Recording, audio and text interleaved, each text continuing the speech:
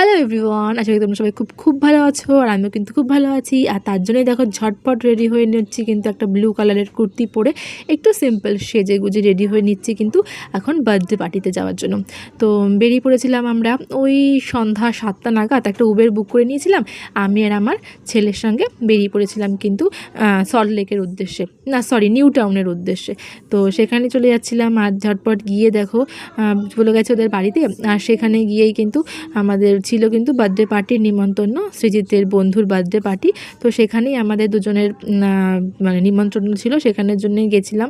আর ওখানে গিয়ে cold drinks আর pasta খেয়ে বসে পড়েছিলাম কিন্তু একটু বকবক করতে, তো সবার সঙ্গে কথাবার্তা বলে। আর আমরা এতটাই লেট করে গেছি, ওদের অকেশনটা ছিল 5টা থেকে, আমরা গিয়ে পৌঁছেছি 7টায়। তো ওখানে গিয়ে খুব বেশি কেক কাটা কিছুই দেখতে পারিনি, জাস্ট আমরা যখন গেছি তখন কিন্তু ওদের অলরেডি অকেশন কমপ্লিট।